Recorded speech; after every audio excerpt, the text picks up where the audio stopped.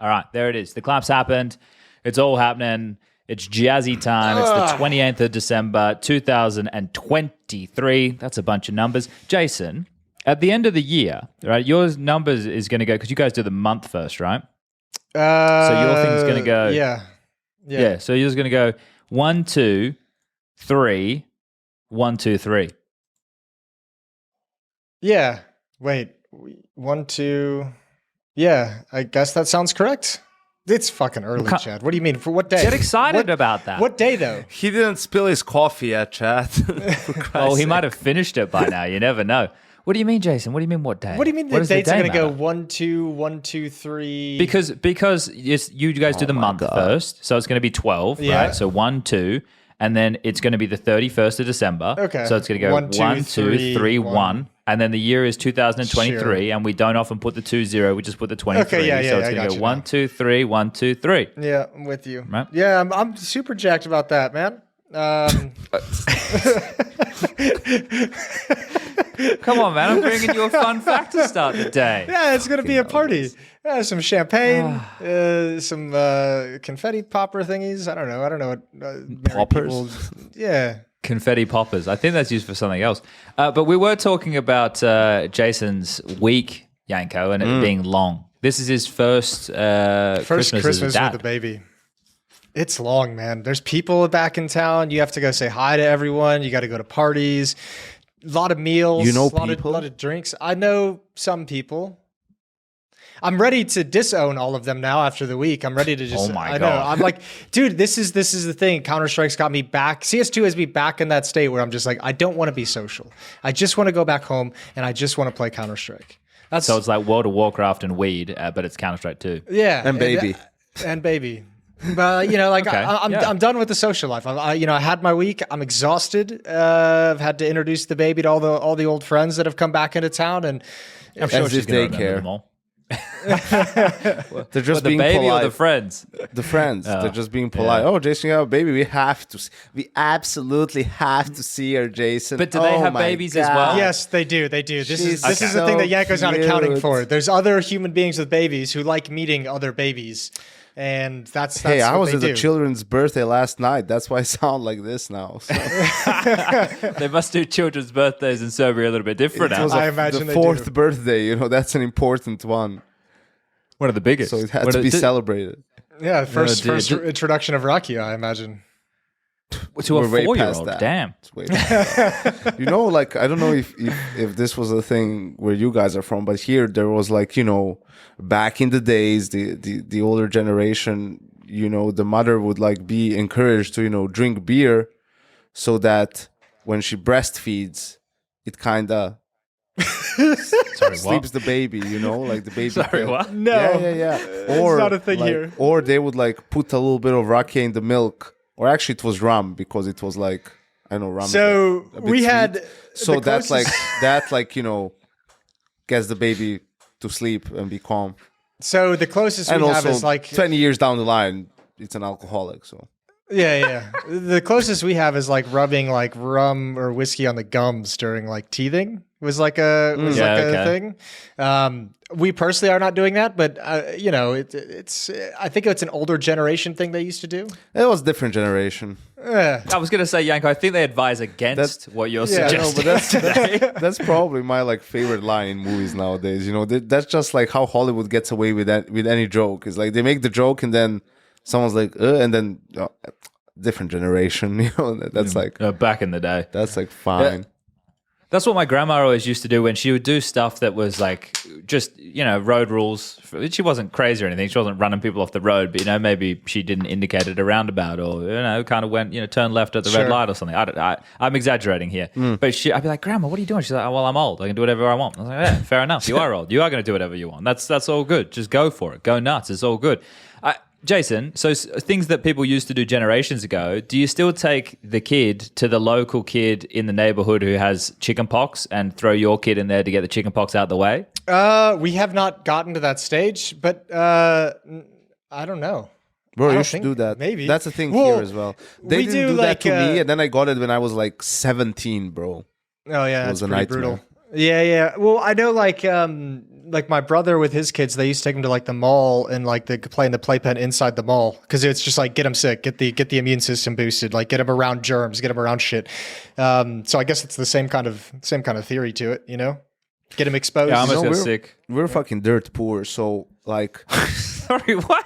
Yeah, I mean we're a poor You mean country, Serbians so, in general? Yeah. I thought you meant the three of us. I was like, I think we're doing okay. No, Chad. Definitely not you, bro. But the McDonald's was like a big thing, right? Especially because my hometown where I was born is not Belgrade, right? It's like a smaller town. It's called Kragujevac. So there, when McDonald's came to that town, it was like this massive thing. Not only because of like the food, but because the McDonald's. Yes, exactly. But I cannot describe. Like, I don't know what my parents were thinking by letting me get into that and play there, because that smell is like, it never leaves you. I don't know. I feel like that's how chemical weapons. That's how they work. Like, it's so disgusting. But when you're a kid, you know, you're fucking loving it. You're going there. There's ball, like, you know, all those balls that you jump into. Yeah, the ball pit. Or like the ropes you're climbing around. You're like Tarzan or whatever the fuck. You know, it's super. You know, you're having a great time when you're a kid. But actually, you know, looking back, it was like, fucking hell. Like, I can still remember the smell of it. It's not great. There's some filthy places out there. I remember like at IKEA as well. There used to be like the playpen for kids. So the parents would just like drop the kids off on the way into IKEA because it's a labyrinth, right? They're going to be there for a while. So you just throw the kids, they get looked after. But those places, they're not getting cleaned very well, are they? These aren't these type of places that, there's a bit of disease going around, and I think we'd all love to avoid as much of that as possible. This is the problem. Since I've been back in Europe, everyone's fucking sniffling. It's fucked, man. So it changes. I was at home. Oh, it was perfect. It was 35 degrees. The sun was shining. Everyone was having a great time. There was 1 million Brazilians in Scarborough. Everyone was loving life. They're going to a Brazilian place, getting fucking awesome steak and stuff. And now everyone around is just sniffling. Here's something that's wild. People in Malta, it's like 15, 16, 17 degrees here every day, right? I'm waking up early in the morning. It's still 14 degrees. I go outside. They're all dressed up like it's the end of the world. Beanies on, gloves and shit. I'm like, what the fuck? I'm walking around in shorts. Yeah. I don't know what the Maltese people think is going on. I'm from a place that I would argue is much hotter, or at least equally as hot. I didn't understand. Jason, you were saying a bit earlier, we were talking about it, the ice caps are melting, it's all falling apart where you are as well. Yeah, dude, it was 50 degrees here on Christmas, a little over 50, which is like 10 degrees Celsius, I believe, ish, give or take. So yeah, dude, it was warm. We haven't had snow yet this season, which I was at the beach yesterday. I went up to Lake Michigan with the dogs and was just like hanging out on the beach and just like a little sweater. Nothing crazy. So it's massively warm here. I think this is what Midwesterners talk about with what I talk about with my neighbors in my little suburban neighborhood. It's the difference between, I don't know how this shit works, so I'm probably gonna get this wrong. It's like El Nino versus, is it like, I think it's actually El Nina, like it goes in like cycles of like 3 years where like the weather patterns around the world cause winters to be warm for 3 years, and then it goes back to like extremely cold winters for 3 years, but they work in some kind of a fucking cycle. We're getting cancelled. Yeah, we're definitely getting cancelled. That's the one. Global warming denier Jason Moses O'Toole says phenomenon is the reason that we are hot and then cold. Exactly. For fuck's sake, Jason. I know, I fucked it up. I apologize. It's the one thing that's been a good run taken down. Yeah, it has been. We made 75 episodes? This is 75. Yeah. 25 away from 100. That's not bad. That's not bad at all. Yanka, what's the weather like where you are? Am I going to need to rug up a couple weeks time? Actually, now it's pretty warm. It's like 12 degrees, which is unusual for this time of the year, but it might be a little bit colder by the time you come around, but it's not going to be like crazy cold. Okay. It's going to be, worst case, it's going to be close to zero, like... sorry, what? Close to 0 degrees, like, 2 or 3 degrees Celsius. That's pretty cold. Well, yeah, I mean, for you, I guess, but it's not really cold. As long as it doesn't go into the minus, like, it's not... and you're not going to be fucking walking around, are you? That's true. I won't be outside a lot. Exactly. So be from venue to that's venue. What I realized. Like sometimes, maybe I need like a warm sweater or like or whatever. And wherever you go, like restaurant, but whatever it is, inside anywhere, the heating is through the roof, and then I'm in my fucking t-shirt anyway. So it's like that's fucking stupid. Yeah. We're old. I was just want to let everybody know we can't talk about Yanko's holiday celebrations yet because in his part of the world they celebrate Orthodox Christmas, which begins on the 7th of January, and it's to do with the Julian calendar. I remembered, Yanko. I remembered. I appreciate that, Chad. That's great. Nice. No, yeah, I mean, it's us, Greeks, Russians, Ukrainians. I think that's pretty much it. That's it? The big ones, yeah, they're Orthodox. But, European Open RMR qualifier starts on the 8th. So, yeah. There you go. I remember with FaZe in 2020, I had to play Katowice qualifiers on Christmas Day for me. Oh. And you won? Yeah. But so Merry Christmas. That's a pretty good But present. it was, a couple of days prior, we got into the boot camp because, it was important to qualify for Kato. But I remember then Niak, the ex-manager of G2, after that, he also kind of talked to CSPPA at the time, because it was bullshit. Like, why should we play on, it's ridiculous. It should be the player break. So then it was sort of sorted out, and then now again they have it technically it's still the player break when they have the open qualifiers. Yeah, let me have a look because I got the calendar so for me in the calendar I had the tournament break ending on the 14th of January, right? So the 15th is kind of when they would go back. Yeah, and all the open qualifiers for Europe, for all the regions, the last one is the second or whichever one for Europe, fourth one, it's on the 14th and 15th. Yeah. The first ones are on the starts on January the 8th. And that and obviously, you have teams who are gonna, practice probably even now they're playing and they're gonna start playing right after New Year's. We have a team coming to the boot camp on the 3rd of January to holy shit, okay. To stay in and play the open qualifier and then potentially the closed as well. So fuck, all right. We had a team who was supposed to be in from the 15th of December to the 15th of January. Be here for New Year's and everything, but they had some visa issues. Complications. Yeah. Yeah, all right. Well, that's kind of wild to think about that. I guess that's the thing, though, right? It just tells you the importance of the major and qualifying for it. I just was having a look because Jason and I were talking about this before you jumped in. There was a bloke, who was it who did it? MNMZZZ. He tweeted out about the open qualifiers being on challenger mode, and I was just having a look there, and I was just looking at what anti-cheat they're using. So they're using one called Across Anti-Cheat, developed and designed by veteran gamers to ensure all competitive games are based on skill and not cheats. Yeah. Interesting. I've never seen this anti-cheat before. Yeah, well, I was looking it up now. I literally just saw it. I can't even load the website. I don't want to derail this. I'll be just quick. It's you can write whatever the fuck you want on any product. That's true. It's game breaking, blah, blah, blah, blah, blah, proprietary technology. It's okay, if you say so, I guess. Well, yeah, that's kind of the thing. We got to vet all these sources. That's why I hopefully I'm just supposed to trust them. Who are these gamers? Show them to me. I'm trying to look at it now. Tournaments, leagues, scrims, pugs, new game titles, 2023. I don't know who's exactly. They have a Twitter. We can't know. I'll have a look now. Providing quality energy. We're just supposed to believe them. They're from America. Well, according to Twitter, it says California, USA. Yeah. Those guys are always honest. Yeah, we're good. It's never gone back on a promise. I always enjoy doing business with the Americans. That's my favorite. Today marks the release of Stage 2 of the Across Anti-Cheat 2.0 major update. This is 14 hours ago. Okay, so this is quite new. Dude, I can't even load the website. I don't even know what's happening. Challenger mode? Yeah, .com. Yeah, it is a little bit laggy right now. Maybe because a lot of people are looking at it. I'm not sure. It's not a good sign. That isn't a great sign, but yeah, I was just reading through some of the information on here. So this is for the open stuff. The qualifier is played at a maximum of 1,024 slot single elimination tournament. All matches inside the tournament will be best of one until we get to the top 8, which will have a round of best of 3 for qualification. Tournament then resumes best of 1 for seeding purposes. And then it's got the way you can veto, you can sign up there and stuff. So that link, I retweeted it, and I think, Jason, you did as well. I'm not sure. I did. I'm talking out of my ass here. Yeah. Yeah, so people can find that if they want to sign up. I think it was last time around. Me, Hugo, Harry, Rushley, and I think maybe J-Raz. We just played for fun. I think we won our first game, and then we lost our second game to like some Ukrainians on Vertigo. Just got absolutely fucking destroyed.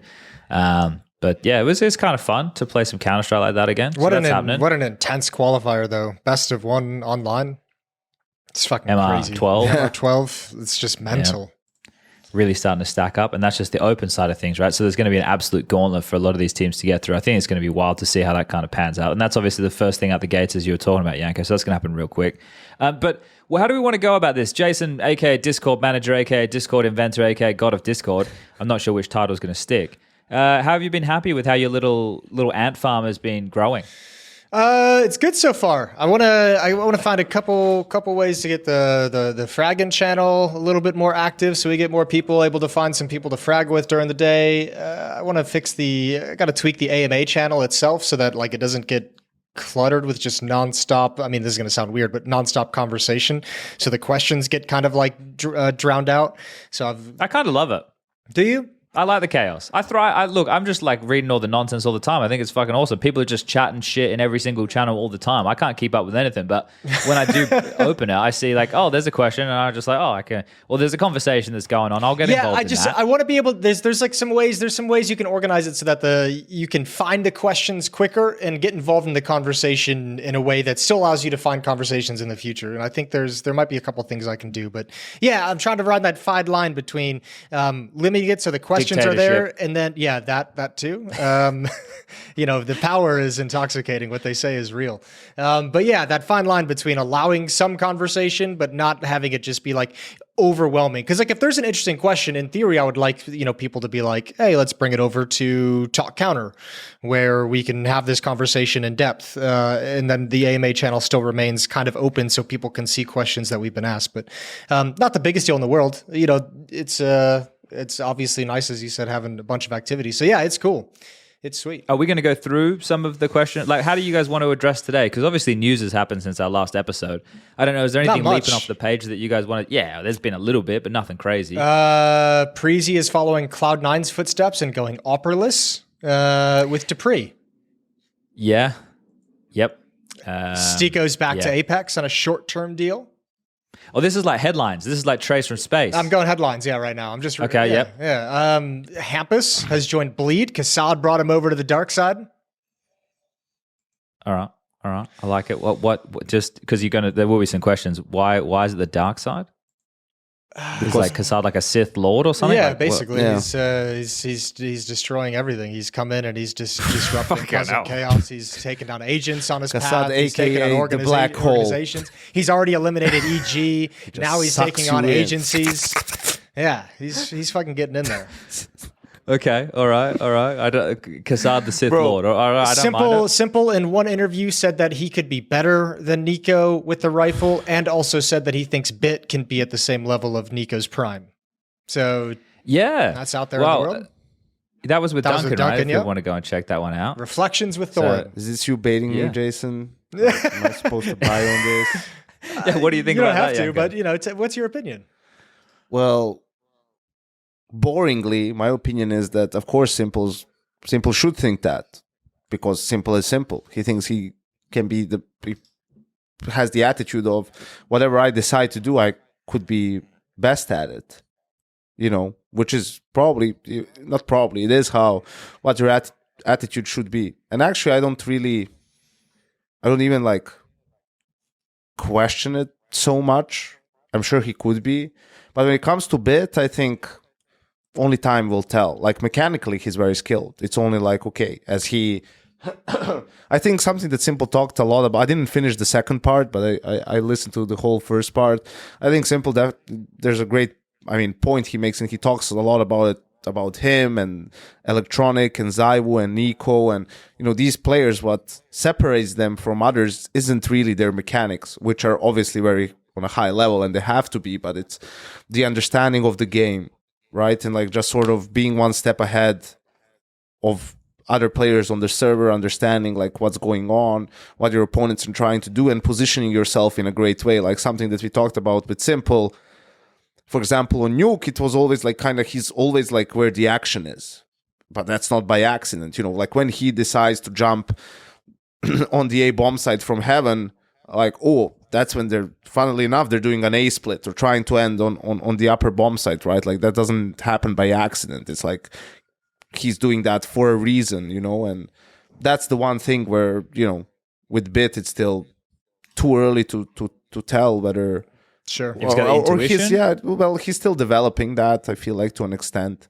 To be honest, like on first glance, Bit seems more just like a turret, like a guy who's just incredibly mechanically skilled, and you need to sort of position him and put him in certain places, and you can get a lot out of him, but there's certain things he's very good at, but he's not maybe as versatile as some of the other players. But I mean, that was a lot of players at the start of their careers, like that stuff just grows over time for some, not for all. So yeah, we'll see. The fact that Simple stays, that tells you a lot about, how he looks at Bit and that he holds him in high regard.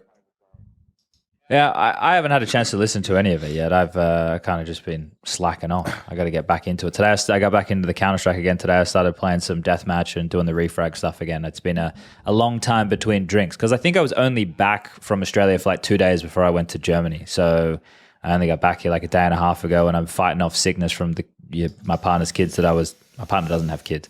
My partner's cousin's kids that I was hanging out with. And I say partner, my girlfriend. Anyway, regardless. Your girlfriend's boyfriend's kids. Yeah, that's the one. That's I'm cocked out of my mind. But at Christmas time, and they were all sick, so I'm like battling this. I've got, how you can feel the phlegm like building up inside you, just like You feel and it's coming. there, but I'm not coughing or anything. I don't have a headache. I don't have body ache, so I'm just staying mega hydrated, trying to hope that this shit doesn't fucking get to me because I don't want to get sick. She's fucking sick, staying awake all night, coughing and shit. I don't want that to happen. So I'm doing my darndest to be able to avoid that. I even slept in a different bed last night because she was just coughing so much I couldn't fucking sleep. I was like, Jesus Christ, man. Oh, that makes me sound heartless. I'm doing the right stuff, all right? Looking after numero uno. Who am I arguing with? No, I'm looking after her too. It's just I wanted to get some sleep. Sleep's important. Sleep's very important. I want to get, my 6 to 7 or 8 hours, something like that. Anywhere between that is pretty good. Anyway, I'll stop rambling. Right, yeah, there was that one guy on that one podcast that talks about how sleep is very important, and you should all watch that. Yeah, it scared the shit out of me. Yeah, especially with all the plane shit. I know, the plane shit, the drinking shit, all of it. I was like, I can't listen to this. It's I can't fly and I can't drink. What the fuck? I like drink while I'm flying. Like that's the best part. Mate, the cool thing about flying, I was with, I think it was Emirates, and they have the bar. That's such like a fun little experience. I haven't had that yet. I want that so bad. I didn't actually use it. I'm not, as you guys know, like I'm not a massissive drinker or anything. I just kind of went there and like looked around. I was like, oh, there's a couch here. You gotta have the novelty of it. You surely had like one cocktail, right? Like you're like, nah. I just went back and went to sleep. Jeez. I know. It feels wasted, doesn't it? But it does feel wasted. I guess I'll have to do it again just so I shame. What a shame. You have to do it one more time. Yeah, that sucks. Wait, anyway, are we going to go through some of these AMA questions? Let's do it. Yeah, I mean, first? The bleed thing, right? Okay, Hampus is in there. I will say one thing. The Sith Lords. I will say one thing. Like, because Ksat also said, like, first thing, I'm going to need to find an AWPer and an IGL, right? Yep. Okay, we know the IGL. The opposite of the Cloud9 strategy. Bro, who he picked as an AWPer, like, for one. Oh, don't do that to everybody, I Yanko. completely disagree, but if in some fucking wild way he turns out to be right, the amount of faith he's shown in this guy, for me, is completely unwarranted, right? But if it somehow works out, like, this dude should give Kasat, I don't know, like half his salary or all his sticker money.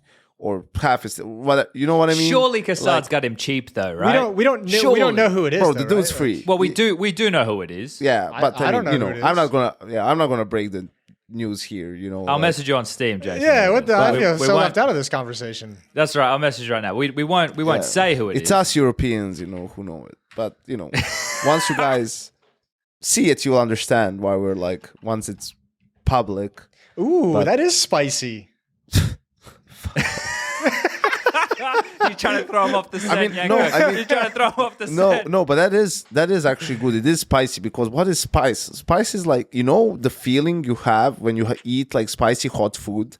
That's not like a taste. Spice is not a taste. It's just pain that you inflict on your, tongue or whatever. That's your body in pain when you eat spicy food.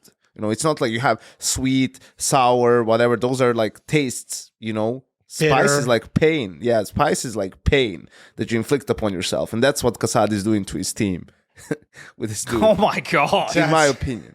I mean, that's just, dude. I think if you gave me 3 months, I could be more useful. But I like this. We have Yanko on the record before the announcement even comes out. This is great. This is I think it's dog shit. I think it's really bad. But I know, and even when Kasad was like on desks and his name would come up or he would bring him up, I was like, dude, you're high. Like, I think I actually told him, like, what the fuck are you talking about? Dude, that guy is trash. Saying Kasad was on steroids. Not was, is. Still fucking doing it, bro. I don't know now. He's probably too stressed out to remember to inject himself. Yeah. Exactly. But maybe it's TRT, maybe it's replacement therapy. We're all getting a bit older. Maybe we need it. I haven't had my test levels. Bro, he needs so many interventions, like surgeries, like, it's like, where would you even start with that guy? The hair. Attacking his team, attacking Kasad. Do we know when the announcement's coming out? When they're going to announce it? I don't know. I'm guessing soon because I think I didn't listen to it yet. He did a podcast in Serbian. Where he said that they're starting like boot camp on the 3rd of January with a new team. So, that's like 5 days from now, 6 days. Okay. Yeah, that's real soon. That's next week. So, and I think it's like, I don't know who they, because the 5th was still a little bit up in the air, but the rest of it is kind of, on one side, it's like, I can see why that's the roster. Everyone can tell, from his outings on Twitter and shit that he's like, unhappy with the situation in terms of what people are asking for different players and whatnot. But it's kind of one of those lineups where there's a way, it's actually in a way a big kind of challenge for him, because I feel like that lineup is the one where with coaching, they have enough talent. And with good coaching, it can elevate them to a level where they can, qualify for the major, potentially. You always need a little bit of luck, especially when you have to go through the open qualifiers and whatnot. But, like, if you can make it work. But it's also, can you build that chemistry? And it is going to be rough. Yeah. I'm just going to say, I think it's a pretty cool pickup. I'm not gonna lie to you. I think it's pretty cool.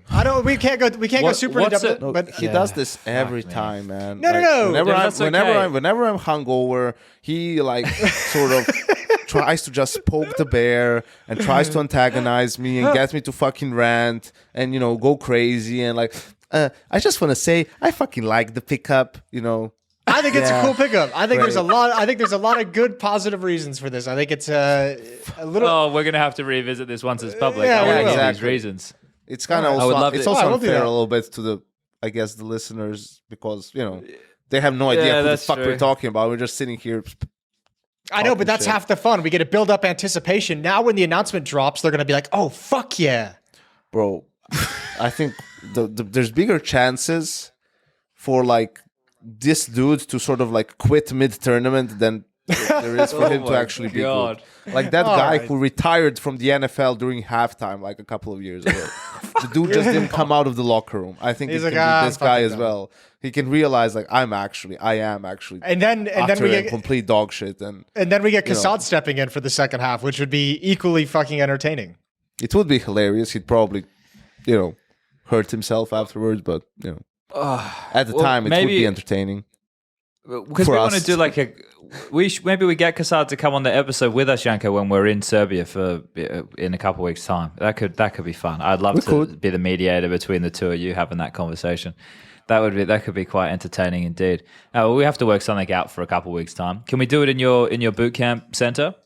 Is there space? Should we find another location? Should we do it in your home? No, I'll sort something out. Don't worry about it. Like we'll figure something out. I think actually on those days we have we're full booked, but there's a space somewhere. Yeko, there's always a way. Yeko runs Belgrade, so you're fine.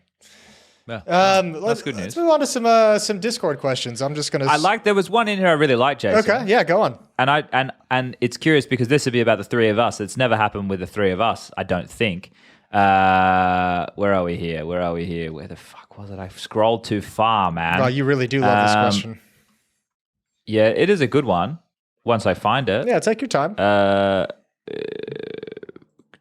Fuck. Here we go. It's Andy. Have you guys ever beefed with each other or blocked/ghosted one another? Surely with the long history, some things have gone down before. With the three of us, I don't think so. I'm the most unreasonable. So sometimes I get heated. And I think I can remember one. With us? With me and you, Chad.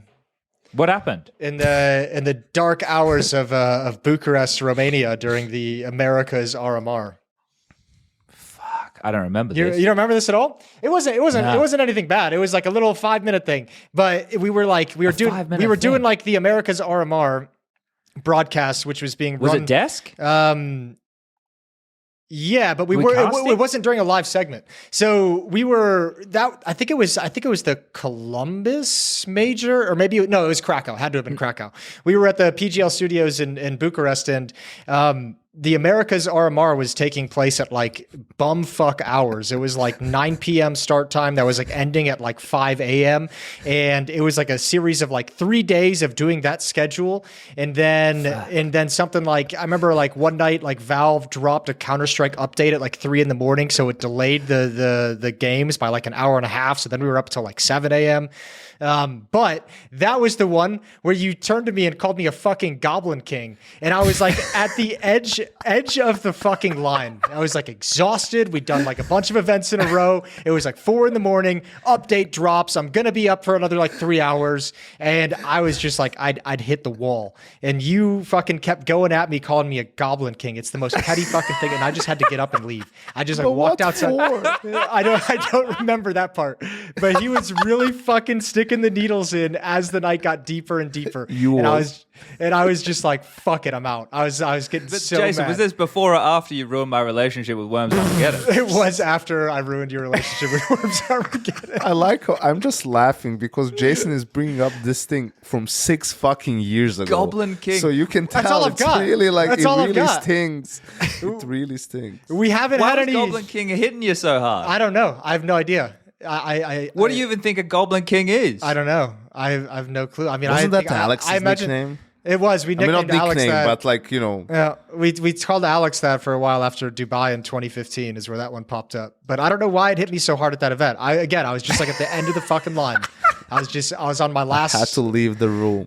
I got up and I was like, I Before know I'm it going to got say something physical, stupid. Chad. That's what that means. Before he threw hands at you. Considering the shit Jason's been called by other people since then. Like Harry went hard on him on air when he didn't even have a fucking microphone and couldn't answer back. That was so lowbrow. That was so lowbrow. That again, also at like 3 a.m. doing some America's event out of NA. Like, what's wrong with you people? Could you just let me chill when we're at these events? You said mine wasn't even on air. When I'm getting no sleep. Can everyone just take a break? Fuck. Jason needs his sleep too, by the sounds of things. No, but I'm sorry, Jason, that I set you off. I didn't mean to, I didn't mean to. It's okay. No, but I usually get a little bit like, I get mega emotionally pissed off at certain things and I just fucking rant real hard. And Jason normally is on the other end of the rants, but they're never usually directed at Jason. It's like, Jason, I'm at the end of my tether. I'm going to go nuclear. You're going to unleash, yeah. And then I don't. So I just kind of vent, and Jason has well, to that was in the heyday of you and your spoon stirring. You had your wooden spoon out. Remember, you used to love to do that. Oh, I was the king. I was the king of stirring the pot. Chad would see But like mainly, two like, people fun. like going at each other, and he would just like lob grenades from a distance. He just like throw in a couple comments that he knows is going to tilt someone, and just kind of step back. Throw a couple barbs in there, see how she goes. But no, I think, Yanko, do you think anything between us? I don't think so. No, I think I'm just like, I can really be an asshole sometimes. And it's not easy to be my friend. I can just be a pain in the ass from time to time. Well, you just cut through stuff. True, but sometimes I can just be like fucking annoying. Well, I guess we all can. Yeah, but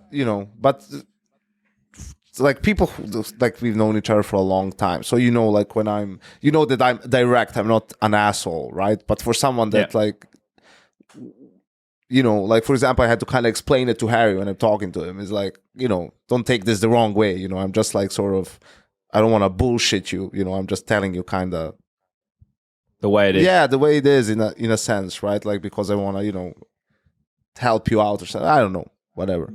But no, we didn't have really like beef ever. It's just sometimes like, you know, I think like, you know, we might disagree on something, and I'll tell you like, Chad, you're like fucking. It's like you're wrong, you know, like, and it's bullshit or something like that, right? But it's never really significant, substantial issues with each other, but we've had our little things. Arguments. Bro, when you spend so much fucking time together, especially on the road, like, you know, like Jason said, 5-6 years ago when we had 3 tournaments in a row on 3 different continents. You know, it doesn't matter who it is. Like, someone's going to snap. I mean, we even had a meme around. It was a joke. It's like, whose turn is it to have a meltdown at an event? You know, like, everyone has, like, a meltdown. Obviously, unless you're James Bardolph, it's not on air. It happens, like, behind the scenes. But, you know, and that's fine. You just say, oh, Jason's having a meltdown. It's his turn. Actually, that was funny when Jason had it one, because Jason is the most reasonable, probably, out of all of us, you know, the adult. So when Jason did have a meltdown, it was like, oh, Jason's having a meltdown. That's interesting. You know, I didn't know that was actually to us all. I know that could. I was wondering if that could actually happen, but yeah, if you call him a Goblin King at 3 a.m., you know it's gonna happen now. I guess that way. Yeah, all it took. I can't even remember that. That event was a mess. I think that was actually, I probably shouldn't tell that story. That was one of my first events. That was the event Anders came up with his famous game in the green room. Oh God. Oh yeah.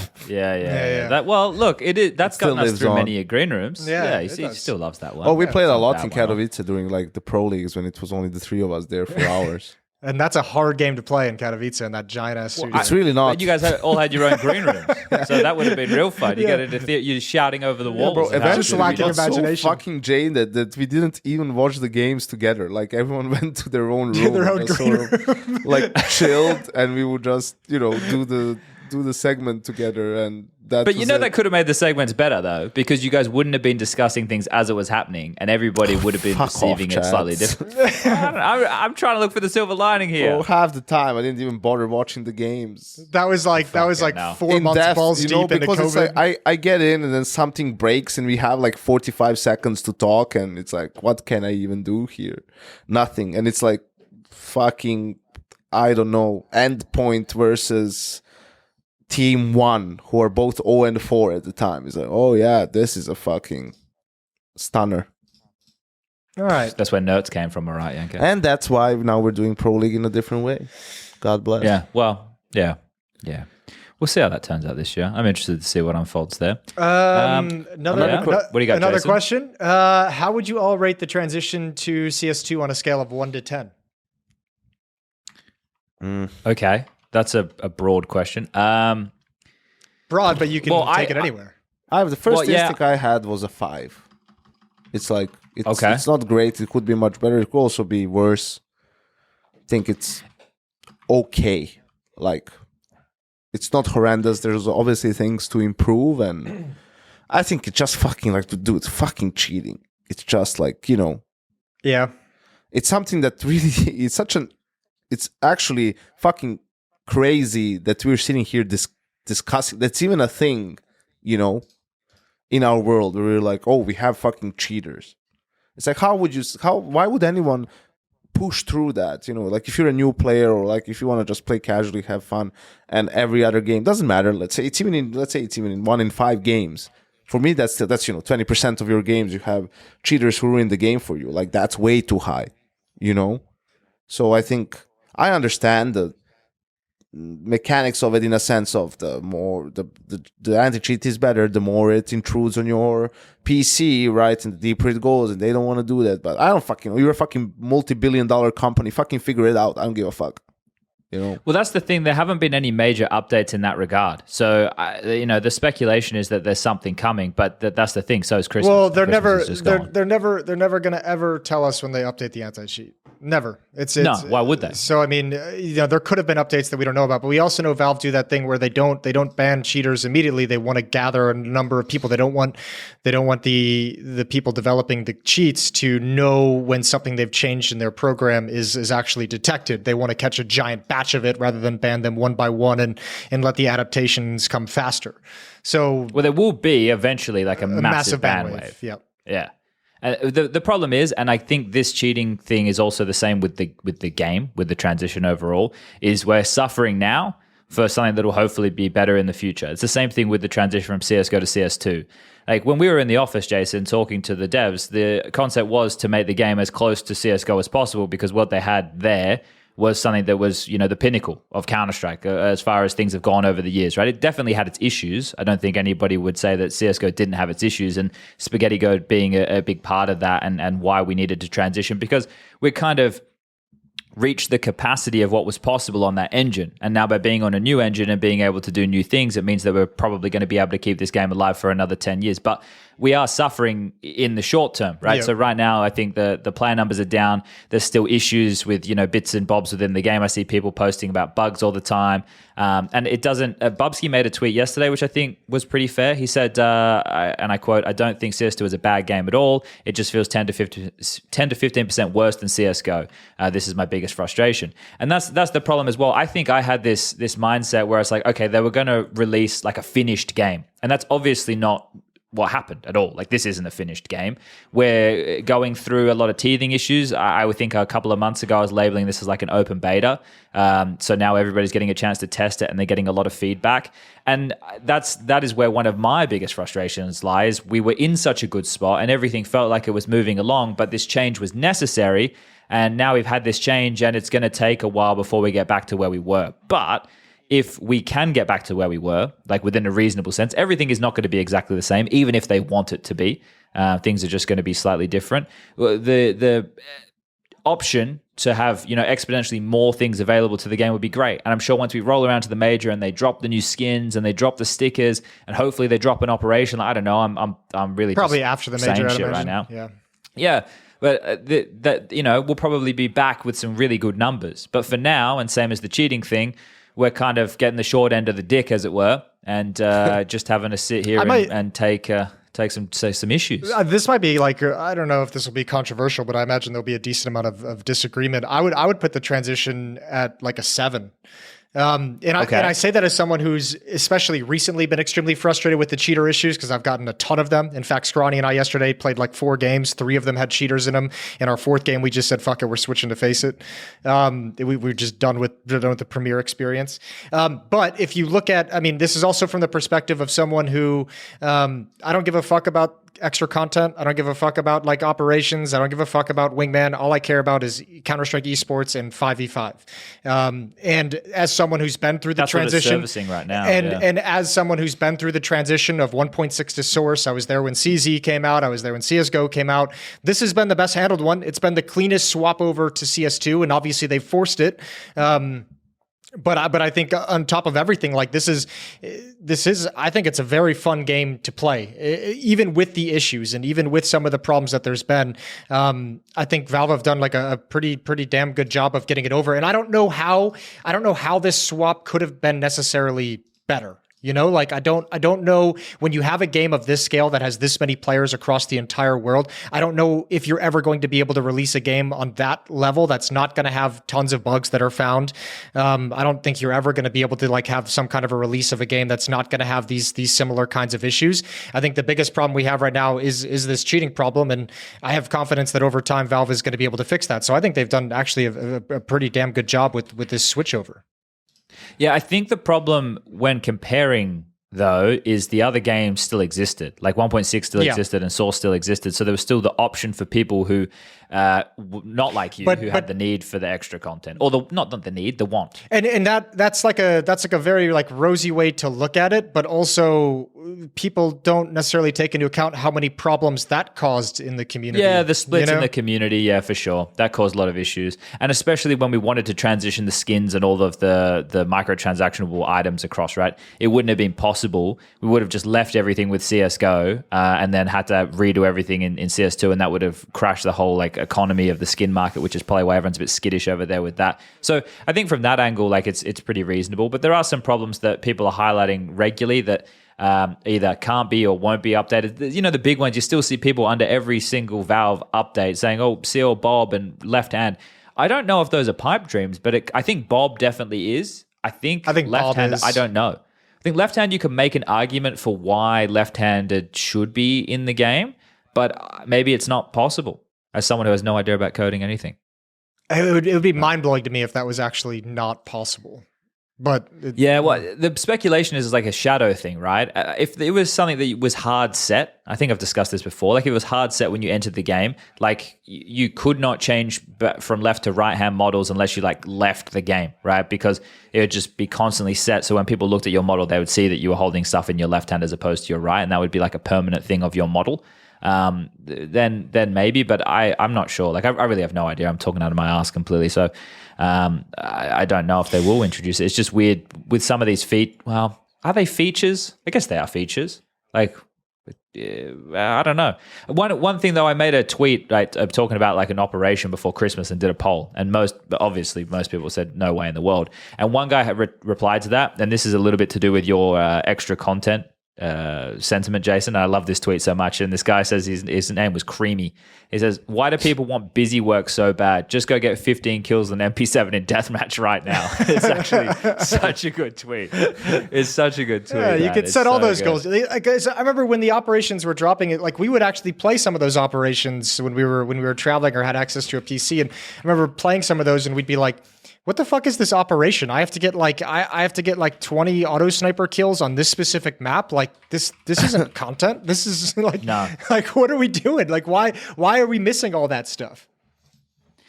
Yeah, I think stuff. So like Danger Zone obviously was something I played a lot of. That's a whole different game mode, right? So that's something and it's a pretty small select group of people who play that. So I'm not really even too upset about that myself. That's all good. But is it? Well, I would make the argument that, like, I mean, there's so much fucking content in Counter-Strike just because every game is completely fucking different. You know, like but not everybody wants to play 5v5 or Wingman.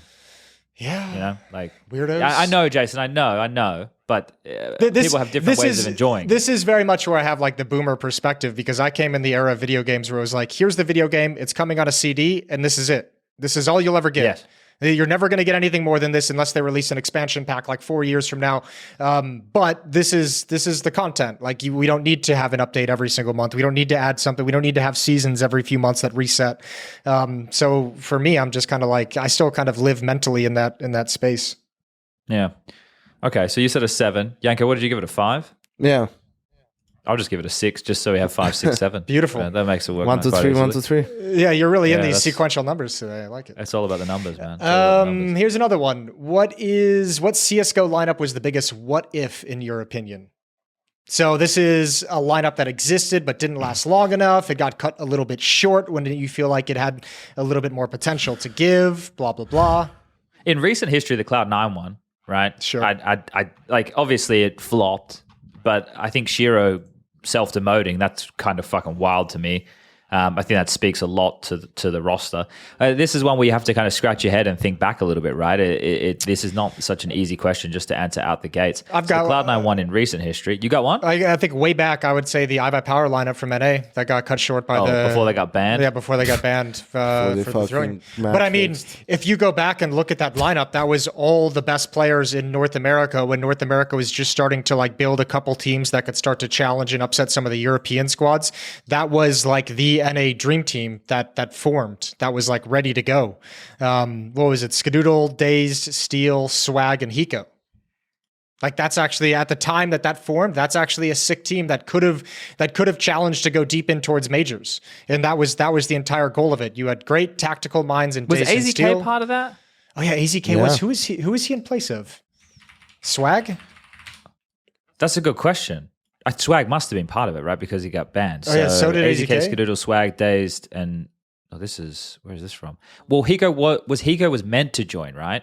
But then a bunch of them... No, they played like that. When Hiko joined, they played together for like a month before they got banned. So maybe someone did leave the team after the fact. I can't remember exactly how that worked. I'm trying to look back now and just see like when the matches were. Because Hiko wasn't part of the match that they actually threw. So he had to have joined for somebody. It was AZK, Skadoodle, Hiko, Swag, Dazed. Okay, so Steel got dropped eventually after that situation. Yeah. But still he copped the ban. So Steel was with them when... During the throw. And then... Nitro and Adren were on the AWPer roster for a while there. Yeah. At an international... Well, was that international? Playing at ESEA Invite Season 17 Global Finals. Yep. That was against Fnatic and stuff. Yep. Denial. Who's Shazam, Naf, Fugly, Anger, Daps. Looking at some of these old NA rosters, they're crazy. It's kind of wild, isn't it? They're fucking crazy. Especially to see where the players are today. Mouse Spaz, damn, Tarek, Cutler, Hazed, PTR, that FNS. was the CLG lineup. I mean, they went to CLG after. I have another one that was kind of cool. Was that the series? Was that the one that they shouldn't, or was it the different one that they threw? Yeah, anyway, sorry, Jason. Another one that I mean, this might be a personal thing, but I always thought this lineup was super interesting, and I think it could have had potential, although I don't think it obviously like didn't feel like it was going to last long even when it was formed because it was so weird, but it was like the automatic Flusha Kiyoshima lineup of Cloud9 that played at Katowice in 2019. Yeah. Are you trying to wind me up? What's up? What you got? Wasn't that the Cloud9 roster I had my whole like rant about? I don't know. I think I've got Alzheimer's. Maybe. I don't remember. It could have been. What was the rant about? It's just about like someone in chat was fucking goading me about the Cloud9 roster, and I thought they were dog shit. Maybe it was a mix of players along those lines. It came together in such a weird fashion that I don't think it ever felt like it was going to get off the ground, but I think like there was some potential there. And I think watching them play at Katowice, they had some close games against strong teams as well. So that was always a team that I wanted to see have a little bit more time and just see what could come from it. It just never felt like that was actually a team put together to be together for like a year, you know, like it seemed like that was a team that was just kind of thrown together just for some funsies, just for the lulls. I think we played them a lot at the start of that year. We played them at that E-League tournament and in Katowice and somewhere else, and they were tough to play against, man. They were a good team, from one of the, I guess, a little bit of underrated teams. That's when Automatic was open, and you know, he was efficient on it. Flasha, pain in the ass as always. Always making the correct decisions. So yeah, I think it was a good team. I think for me, actually, I mean, it is the MIBR lineup that that I was a part of. Yeah, because I think if we managed to like win a tournament earlier, like we had a chance to, we should have won like Blast Istanbul against Astralis in the final, and that was like in the first month or 2 months that I was with the team. I think if that had happened, I think it would have really boosted the confidence of the players and the team, and you know, given them belief kind of in the whole project. And I think that's a big what if for me, because we had like a lot of close series with Astralis, like, you know, we beat them in the groups, then we end up losing to them in the finals. I mean, I remember even at the time, I was like disappointed with our results, but we were, you know, we would like lose to Astralis in the final a couple of times, or we lost in the semifinals of the London Major to Navi, and something like that. And now in you know, looking back, it was actually like we had like pretty good results. It's just that I thought like with the players and everything, like, you know, you have a chance to be the best in the world. And then in the end, like, that's why they made the change, you know, and went back to full Brazilian, because they felt, you know, that's what needed to happen for them to have a better chance of doing that. But in the end, it was there was a lot more factors than just having to speak English or just having like Stewie and Tarek there. But yeah, I think for me, that's really like, what if we had a couple of things, if they happened a little bit differently, I mean, that could have been a pretty good team. Did you see Fallen got married and streamed it yesterday? Well, I don't know. He personally didn't stream it, but it was on his channel. Bro, had like a full camera crew there and stuff. I can't believe it, man. I saw it. He got married? Or? I saw it. Glad you didn't get the invite? No. Yeah, but it's No, sad. I thought he was married for like that dude was married 10 years ago. He just didn't know it. But bro, you're streaming it. It's like, come on, man, give me a break. And like, I can probably it's probably not even him. Like, it's not like that he like thought, oh, this is a good, like, let's do this. It's good for business. It's probably his like fucking whoever brother or someone who's like, you know, working with the company is like, hey, you know, you mind if you do this or whatever? Like, it could be cool, like for the brand, you know, for the brand. Believe me. And he's just like, you know, whatever. But dude, the stream probably paid for the wedding. Yeah, I know, but like, you don't probably need that. some Like money. he has money, you know, like he doesn't need that. It's like, come on. Yeah, man. but how do It's rich like there people should stay be- rich, Yanko? Yeah, I don't buy that. It's like, you know, there should be a line somewhere. It's like not everything should, you know, you don't need to monetize. You don't need to fucking monetize your wedding. Jesus Christ, you know. And I would if I could. You know, so it's like, I think it was kind of. All I don't right, know so how to use it. Like, Kassad doesn't like birthdays, and Yanko doesn't like weddings being streamed. Slash monetize. same thing. Slash monetize. Put that in the same Basically fucking the exact basket. Why don't you, Jason? Jesus. That's the same thing. Oh, dude. Same thing, for sure. Lads, I got to quickly run to the bathroom. I'm drinking too much water. I'll be right back. Sure. Yeah. Way to I'm be not hydrated. drinking enough water, bro. Yeah. Get some Should've aqua in drank your more life. water last night. I have a Yeah, pineapple and passion fruit sparkling water right here. Doesn't do you any good, but I just thought I'd throw it out there. No, I mean, yeah, awesome. Is that like, did you make it yourself, or is that like comes in a Nah, bottle you buy it in cans. in cans? Yeah. Wow. Very Yeah. environmentally conscious of you, Jason. Yeah, I get to recycle it, and here in Michigan, you get 10 cents back for every can you return to the store. So you just gather up a big pile of them and spend 20 minutes putting cans back in the machines. It's a good time. Fucking exciting, man. You're living it. I know, I'm living the dream. Here's another one that we can get started on, well, and then Chad will get back and chime in. For the boys, current mouse and mousepad combo, and how important is mouse choice really at the top level of CS? Any stories of pros with weird mouse and pad choices? I think, first of all, mousepad, it's all preference, and what happens always is, young players copy whatever, like everyone starts out with simple settings and then you adjust along the way or whatever. That's why everyone uses, the mouse. Back in the day, it was QCK, SteelSeries, the heavy ones, right? And then you realize this fucking thing is way too thick and way too slow, and people move on and whatnot.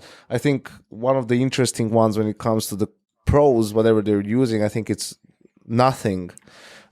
He used to play on a hard pad. Yeah. One of the few players who did it. Not only that, because Logitech was the sponsor or whatever, he would just get a new one for each. I don't know if it was like tournament or even for match, like for when he's at a LAN, like for every game he would just get a new one, open it up and play on it. Yeah, I used a hard pad when I was competing back in the day. I haven't done that. Yeah, in a long time. Like that was like 2003. Maybe that's why, that was a peak of my powers. Maybe I should go back to it. Do they even make hard pads anymore? Someone sure does. I know there was a guy who pitched me or someone pitched me like they were doing hard pads, but out of some fucking, like, I don't know if it's glass or so. It's like a weird, the material, like, it was something weird. And I was like, how will this work? But it was made like in a special way, so it's like, there's no problems with sensors or anything like that, and it like looks super cool on top of that. But it was this sort of a niche thing. I don't know if it ever got off the ground. I saw someone in at the Fragacago event using a glass pad as well. Fragacago. Yeah. Fragadelphia? Yeah, but the event was called Fragacago because it was in Chicago. What the See fuck? what they've done Is there? it, how many names can you do that with? I don't know. I guess we'll find out. I don't really want to play that game right now. But at the moment, I'm using the Logitech G Pro Superlight, and I have a QCK Heavy. Although I am currently looking at different mouse pads. We're talking about pads and mice. The current question that we're on is current mouse and mousepad combo. How important is mouse choice at the top level of CS? Any stories of pros with weird mousepad and pad choices? Okay. All right. So that's what I'm working with, but I've been flirting with the idea of getting one of the Vaxi mouse pads. I'm doing some shopping and some research on a couple different mouse pads. I ordered some artisan ones. Sure. They're pretty good. That's what so I was doing the SSD setup. What you got? What's it called? You don't know. I got it here. Hold up. I was just grabbing it. I was on the bed. I was opening it before we were going to start, but I didn't get there. So it's Artisan, ARTISAN, and the one I have it's called Ninja, and this one is smooth and soft. You can get extra soft, mid. It's an extra large pad, 49 centimeters by 42 centimeters, and it's 0.4 centimeters thick. I really like a thick pad, so I haven't got this out of the box yet. But I ordered one of these for like JRaz, or he wanted like a satin one. I got something for one of the other guys who does video editing for ESL as well, Janny. And I grabbed one of these because me and Janny were doing the SSD setups together in Sydney. And Niko came in, he had an artisan pad. Rops came in, he had an artisan pad. Frozen was there, he had an artisan pad. So I was like, well, I guess I'm getting a fucking artisan pad then if all these like absolute monsters have this. So I ordered it. I haven't used it yet. I should probably unbox it and start using it. So that's what I'm rocking right now. And apparently they were like sold out in Europe. So I got them in Australia. I don't know if they were or were not sold out in Europe. This is all hearsay. I didn't actually look. Someone was like, oh, they're so hard to get in Europe. So I bought them when I was in Perth because it was easy just to get delivered to my house. And the mouse I'm using is the Razer Viper Signature Edition, or the Razer Viper Mini Signature Edition. That's the one that's ridiculously priced. Okay. It's like, let me have a look right now. What's it actually priced at here? I think it's like 300 euros or some shit. I use the new Razer Death Adder Pro. I bought that a while back, and I was using that at the start of CS2, and I really, really fucking liked it. I liked the heft, I liked the weight, I liked the feel of it, but I felt like I couldn't get headshots with it for some reason. Like I feel like I was just missing kills, despite the fact that I loved the feel of the mouse. So I switched back to the super light, and I haven't gone back. Well, there's some really good stuff these days. That there are. Right? And that's the thing. There's a lot more competition and actually good products that are being like things that don't look like transformer dicks, right? Like things that actually are like peripherals that people would like to use. We had that whole phase where Logitech just went mutant transformer dicks. Do you remember that? Like that was so fucking weird. I don't know why they did that. And everybody with the RGB and everything like that. I'm like, what is going on, man? We used to just have standard shapes, right? But remember like the MX5 518? Was it that? Yeah, 518, that's the one. And the 3.0 MX300 and stuff. And yeah. And then it went weird for a while, I guess, because when World of Warcraft came out, right, you needed a whole lot of extra buttons, which we really don't need. But the interesting market, like we have, obviously the people from Vaxi were originally people over there at Zowie. So you'll see like similarities between their products. And the guys who have moved over there, which is like Striker X and Tomahawk, I'm using their aliases right now. Those blokes, they're over there at Vaxi doing some good stuff. Zowie are keeping going where they're going. So it is interesting as well that you've seen people who used to work at like SteelSeries, then they went to Logitech for a while. So you do get a little bit of bleed over in that regard. But I think you can't go wrong with this, like you said, Jason, the super light. I think it's hard to get past that, especially if you want to use an ambi mouse, right? It's an ambidextrous mouse, isn't it? The super light? Yeah, it is. Yeah. Yeah. Well, some people like the ergies, some people like the ambis. Some people like the headshots. What about the second half of this question? Any pros with weird mouse and pad choices? The additional one that comes to mind is Forrest. I forget. Was it the Kinzu that he used? He always used a tiny mouse, and that had like negative Excel or something, didn't it? Something weird about it. It was a crazy mouse, but like for most of his career, he used this tiny fucking mouse that would like disappear in your hand.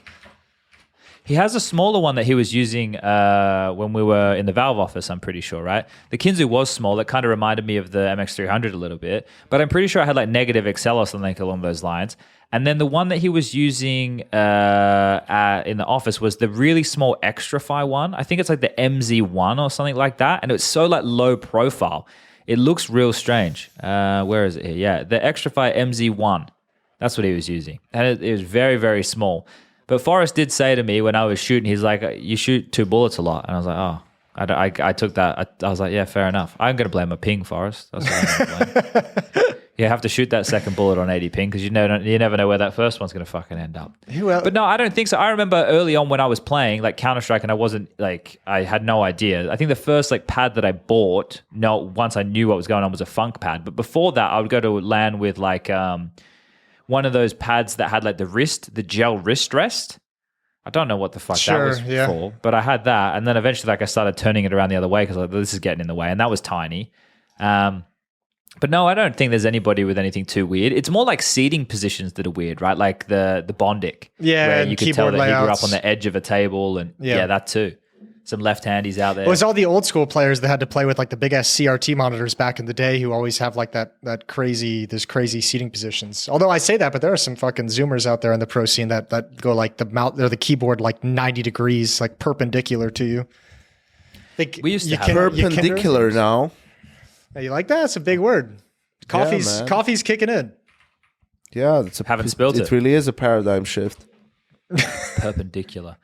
At an angle of there was 90 degrees to another line or surface. This isn't a pro, and I wouldn't recommend this just because it seems crazy to me. But there was a kid at the Fraga Kago. I tweeted a picture of it or a video of it. He was using a mouse that had no like heel rest, like it was just the buttons.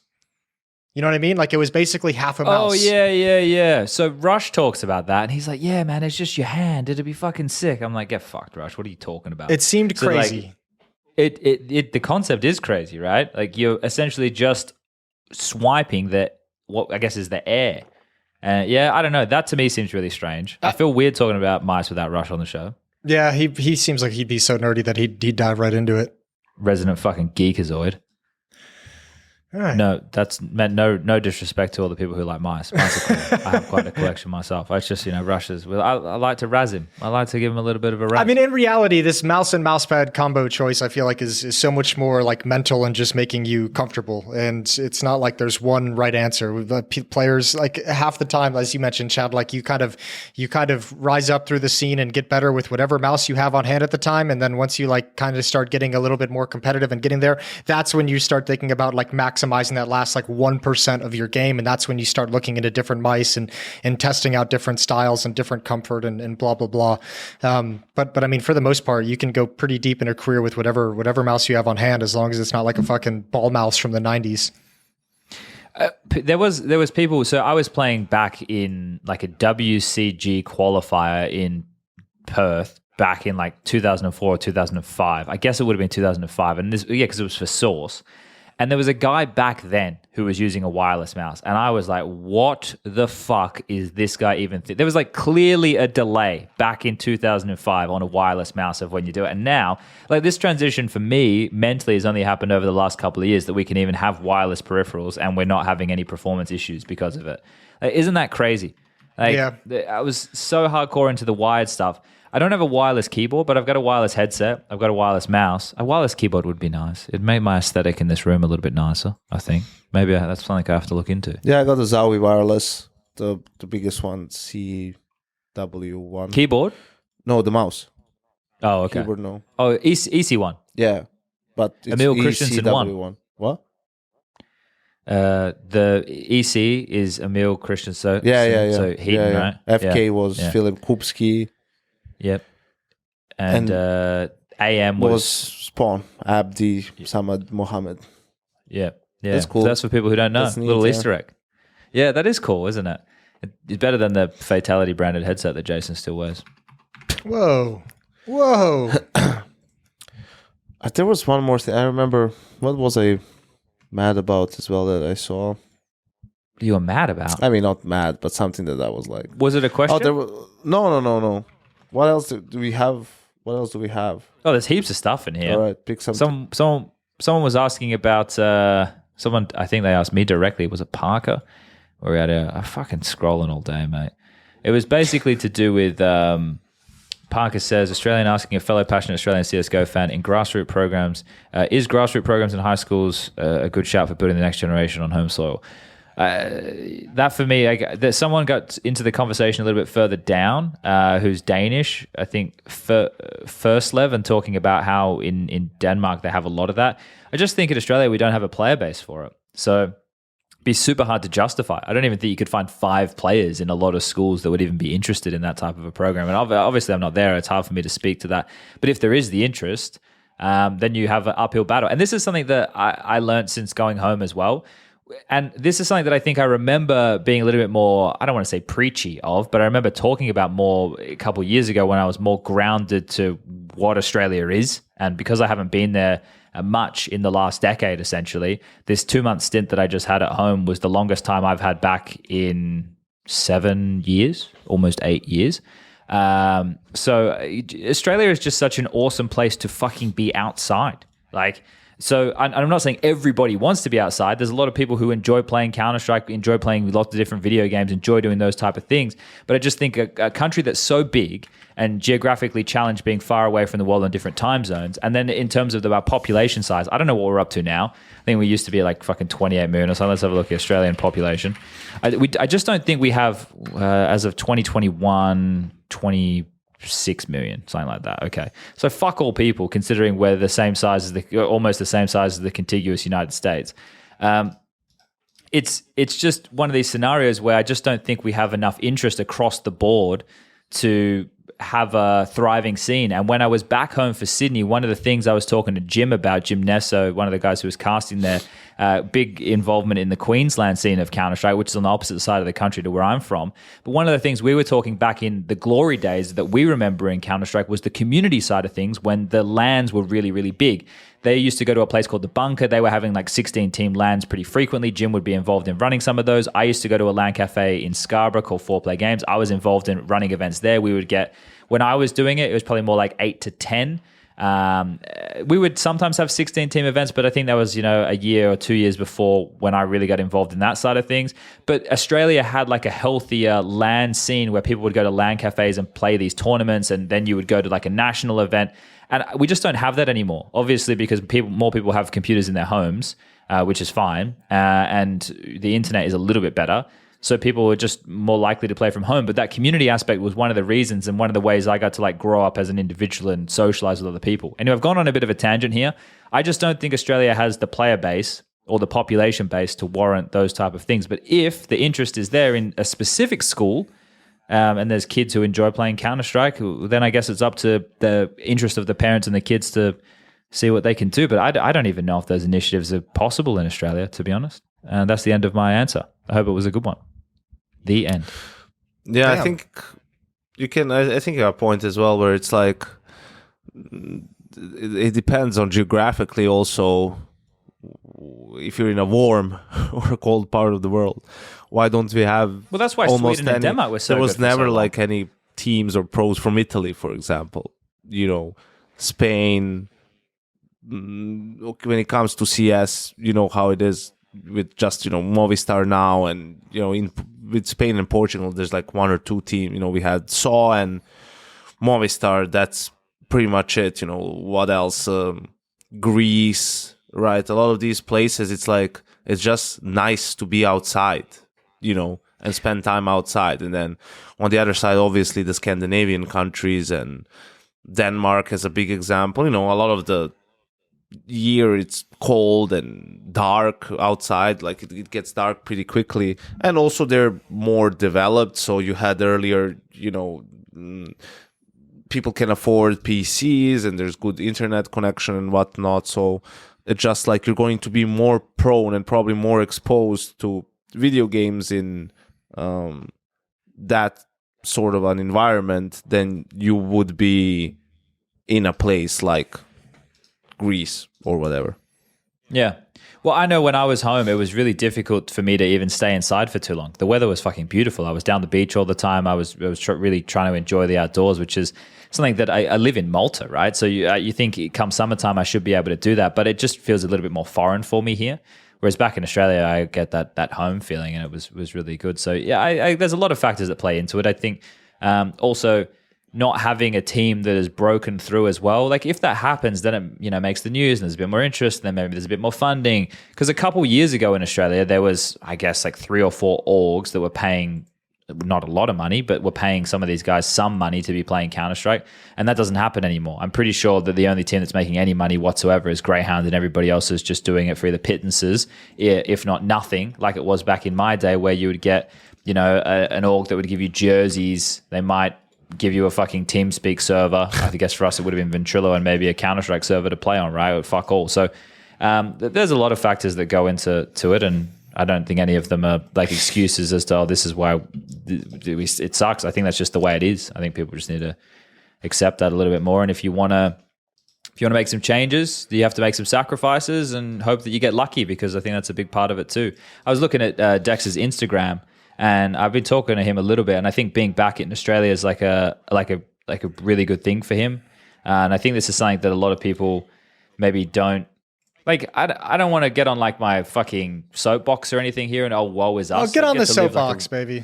I get to live a really awesome life, right? Getting to be involved in Counter-Strike and everything like that. It's fucking sick. Like, I would not have traded.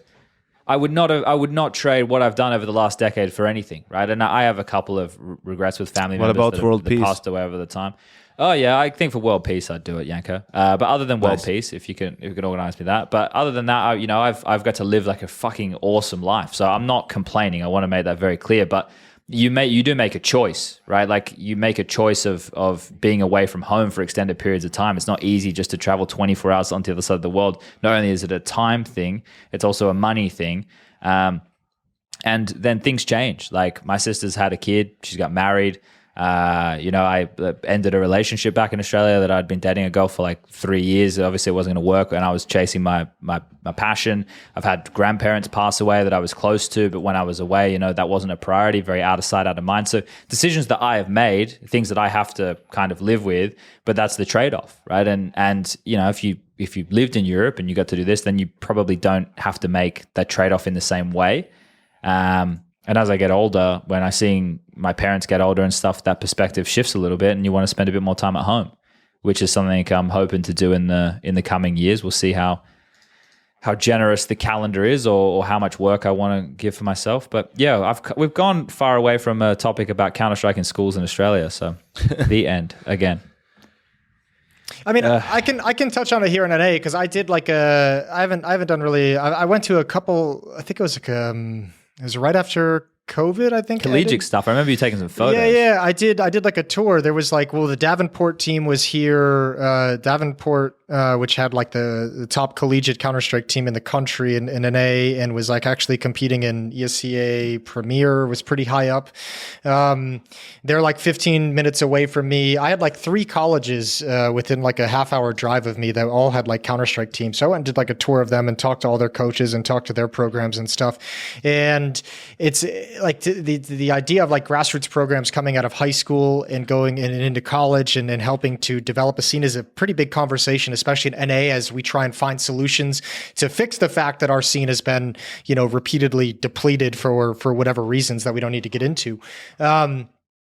I know like high school is really hard because again, we'll go into that. We also don't need to go into this one but just due to the violence of the game, a lot of high schools are really hesitant to get it involved in like high school esports programs. Colleges are kind of 50-50 on it. Like Michigan State has a team, but it's not officially sanctioned by the school. It's more of like it's just kind of like a side program. So they don't actually get any funding. They don't actually get any resources. They're just allowed to kind of use the Michigan State name. And then, someone like Davenport built an entire gaming center, a viewing center for students, and they actually bought into it a little bit more. But obviously outside of like some basic investment, they didn't have like a whole lot of a game plan for it. So, I mean, there's some potential there, especially in NA, considering how much money colleges have. There is some potential there. But the problem is, and the problem that no one has the answer to is, if you're a good enough player to be a pro, you're not going to join a college team. Right, like you're never going to join a collegiate team if you can join a team and get a salary when you're 16 years old, which is how a lot of careers begin. There's nothing, there's no benefit for the player there. So that's the kind of biggest issue. So until the collegiate scene gets more organized, you're never going to get the big players, which means you're never going to get viewership, which means you're never going to be able to attract better and better players, and you're never really going to get your team on the map of any scale. Because despite the fact that there's actually, I would say, a thriving and a healthy collegiate esports scene in the Americas, it's not followed by anyone because everyone's following the professional play. So, I mean, there's some potential there, but there's obviously some things that need to get ironed out. I know for a lot of these colleges and universities in the States, at least, a lot of them are suffering, declining rates of, students coming to their school. Enrollment rates are all down. So they're using esports. Oh, yeah. Well, we also have a ton of schools which are kind of getting wrecked as well. I mean, we just have a huge number of universities across the country, but yeah, enrollments are down like across the board, especially for male enrollment rates in university and college in the States is declining. While women is increasing. But, it's kind of a tool that colleges are using right now to try and get more, butts in seats, essentially, where they're saying, we have an esports program, come and we'll give you a little stipend, a little bit of money off your enrollment. But it's like a little scholarship for athletic purposes, but it's nothing crazy. And it's basically just to try and get students to come to their university. At the moment, universities haven't bought into it as if it's some kind of long-term future plan within their system. I was having a conversation. I don't even know where I was having it.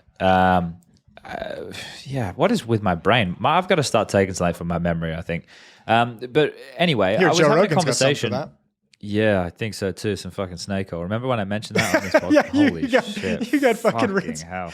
It's so crazy. You even man. said, I think this is mostly a placebo, but I still take Yeah, it. the first thing I led with was me saying, this probably doesn't work. But, I take it as a sense of work for me.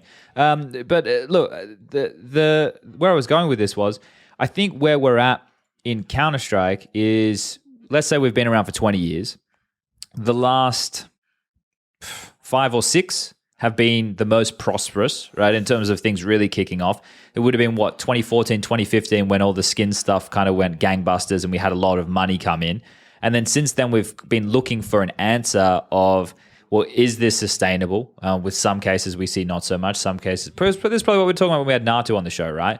But yeah, I look at where we're at right now, and we obviously want as much as we can in the moment. I think that's pretty natural by humans to, want everything now. But if we take a big step back and have that 30,000 foot view of everything that's going on, we've come a pretty long way in a short amount of time for a video game in a space that's expanding, and we're learning, and we're getting to see errors that are made by other game titles or developers or people trying to run events, and you're seeing the ones that kind of stick around and have some things going well for them. Like the Smash Bros scene goes really well, even though Nintendo's doing everything in their fucking power by the sounds of things to fuck it up for them, right? Like they don't want these guys to have their little competitions. That from half the updates and stuff that I hear about, and again, I don't really know what I'm talking about. I just read a general tweet every now and again. But that type of I don't want to say grassroots because it's not grassroots, but that love, it has a passionate group of people who are interested in it. And I think that's the same thing with Counter-Strike.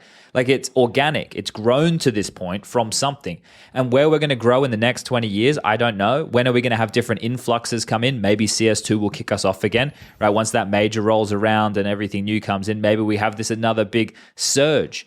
But are these things consistently sustainable? Do we think this one day will scale to something like a traditional sport? Well, who the fuck knows? We're not there yet. We're not anywhere near that just yet. And what that means for, I guess, colleges and high schools and the integration for different players into different things, I don't know. I just think it's probably the best way for people to look at this. If people enjoy watching and playing Counter-Strike in the format that Jason loves the very most, the 5v5, right, the purest form of the game, then that's a positive. And that's what we should be looking to achieve, an enjoyable experience for players and viewers alike. And obviously something that is played at a high technical level with nuance, with layers, which is why we have our jobs, because we get to sit there and explore all of these different layers and enjoy it. And that's the thing. Counter-Strike gets my dick hard when I see this fucking nerdy ass execute or this outplay and this rotation. That's the nuance of the game, right? It's not always just about the headshots. There's a lot more things that go into it. So I think we're on for this ride. I'll be interested once we get to the age of 50, 60 to see where Counter-Strike's at. I hope it's still around. I think it'll still be around. That's always the thing, because everyone acts like there's some kind of magic bullet that we haven't found that will fix the esports scene or make it happen. And I don't know. I've always been I've always had the mindset that more than anything, it takes time, for the next generation who's growing up playing games and watching games, and then the generation after them, we're just starting to see that when we were growing up, Counter-Strike didn't come out until obviously like 99. I wasn't playing until 2000, like 13 years old. I was like heavily watching football and basketball, but you know, the 15-year-olds now are growing up watching esports, and they're watching streamers, and they're playing a ton of video games. And like that next generation, as they grow, like that in my mind is closer to the magic bullet than anything. Is just a next generation of people who have been invested in gaming and esports, you know, their entire life, rather than something they picked up halfway through. Yeah, no, I feel that completely. And that's kind of what when I'm talking about the organic side of things. Like the things which caught me about Counter-Strike when I was growing up was getting to see people from my state. So the team was called 23. And there was like a SAS Trooper, Wizima, Bob, Mole, like these guys. And they went over to, and they got owned, right? But I stayed up until, 3, 4 o'clock in the morning watching them at the WCG on the fucking score bots, and then watching the demos and stuff. But that's what there's like. Oh shit! Like this is possible. These guys get to go and see how good they are at this version of the game against the best in the world. And these guys would dumpster me back when I was a 14, 15-year-old kid, right? So that's kind of what got me into it. And then once you learn about the scene and you're watching these frag movies and you're watching like Shaguar at window with a USP just decimating this B rush, and like fuck, I want to do that. And then you're obsessing at it like at school, and you're drawing your notebook and you're taking a dump thinking, fuck, I wish I had a deagle right now. And I was at shore and they were pushing up. Like, that's the obsession of Counter-Strike that you want people to kind of lean into. I don't know if I love the idea that, well, I guess I need to get with the times, right? Because this is now, I was about to say viable career path. It's a career path. It's something that you can definitely achieve if you're talented enough and if you're driven enough. And then you need to be a little bit lucky enough as well. But that's something that happened recently. Did you guys see like the Valorant people all talking about the tier 2 Valorant scene going down the fucking gurgler? Yeah, I did. Yeah. Well, that for me was just deja vu from the same shit happened a couple of years ago with the Counter-Strike stuff, and it's all the same people I see tweeting about it. Like, do you guys all just think you should have jobs because you're kind of mediocre? Like, is that what we think should be happening here? I was like, what the fuck, man? Yeah, there's an element to that. Although I'd say with the Valorant one, I think it was just something of my take on it was more just like, did you guys not like see how Riot does their esports scenes? Like this is how it happened in League as well. And like you're switching into a game that has already announced that they're going to have franchise slots, and if you are not on one of those franchise teams, you just get wrecked. Like like that's the writing was always on the wall, and that's something that you had to have awareness of going into it, because if you're not on one of those franchise orgs, like you're just going to be out of a job. And look at League of Legends, especially in North America, even the pro scene is struggling. But the tier 2 scene that they've had, sponsored and partnered with Coca-Cola at various points in the past has never exactly been thriving. It has not exactly been a story of success. And Riot hasn't shown that they can develop like the I guess like the semi-pro, the tier 2 scene in any kind of an organization, and they control everything. So you had to have known that this was a distinct possibility.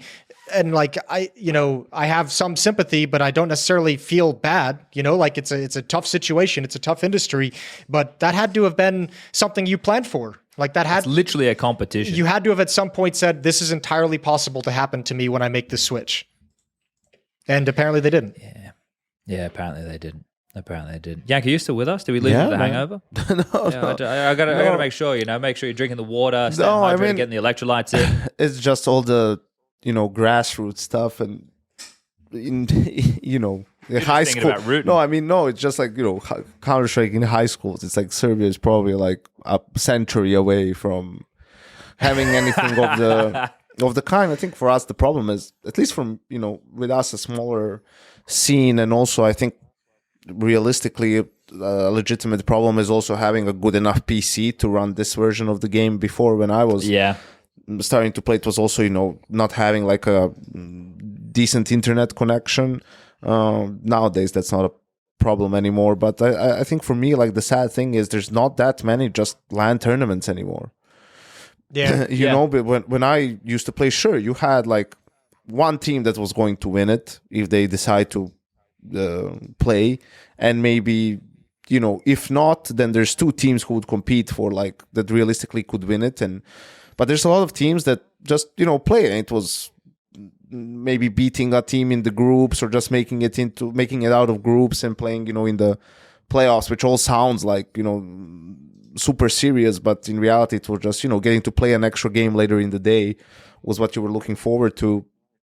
and competing, and you had teams from all these different like smaller cities, from different cities. You know, you had local teams that, you know, everyone would come, and it was also a sort of a social kind of thing, not only just to play CS now, because, you know, everyone has internet and you can do it. You know, that element doesn't exist as much because, you know, people are just playing online and doing whatever, playing Faceit. So there's not really that many teams anymore. Like before, you could easily make a 8-team tournament 100%, but probably also a 16-team tournament, even without too many issues. You know, you announce it just like 2 months ahead of time, and people pay the entrance fee, and that's $25 to sign up or whatever.